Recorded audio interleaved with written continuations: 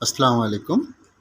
আমরা সকলেই জানি ২০১৮ সালের ১১ই মে মার্কিন যুক্তরাষ্ট্রের কেনেডি স্পেস সেন্টার থেকে উৎক্ষেপণ করা হয় বঙ্গবন্ধু স্যাটেলাইট ১।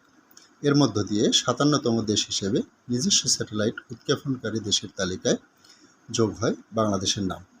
উৎক্ষেপণের ৬ বছর পরেও কোম্পানিটি দেখেনি লাভের মুখ।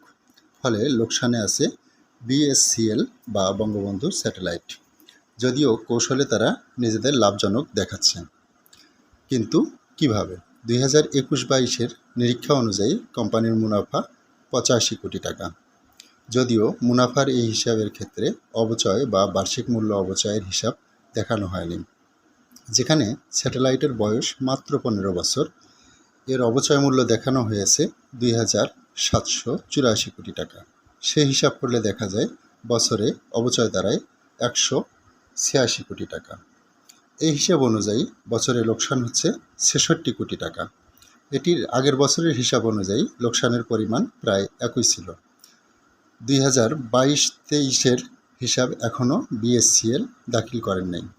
স্যাটেলাইটের ৪০টি ট্রান্সপন্ডারের মধ্যে দেশের জন্য যে ২০টি রাখা হয়েছিল তার প্রায় সবকটি ব্যবহার হলেও অন্যান্য দেশের জন্য যেগুলো রাখা হয়েছিল সেগুলো প্রায় খালি পড়ে আছে। এগুলো ভাড়া নেওয়া হওয়ার কারণ হিসেবে দেখানো হয়েছে এর নকশা জটিলতাকে। কারণ এর ৮টি ব্লক রয়েছে আর প্রতিটি ব্লকে ৫টি করে ট্রান্সপন্ডার রয়েছে।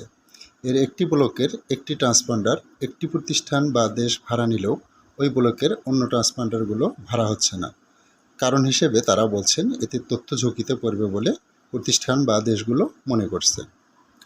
অনেক বিশেষজ্ঞ মতামত দিয়েছেন এটির নকশা প্রণয়নের সময় যারা এটি দেখে অনুমোদন দিয়েছিল তারা নির্বুদ্ধিতার পরিচয় দিয়েছে জন্যই বঙ্গবন্ধু স্যাটেলাইট এখন পর্যন্ত একটি অলাভজনক প্রতিষ্ঠান হিসেবে গণ্য হচ্ছে। আজ এ পর্যন্তই। সবাই ভালো থাকবেন, সুস্থ থাকবেন। আসসালামু আলাইকুম।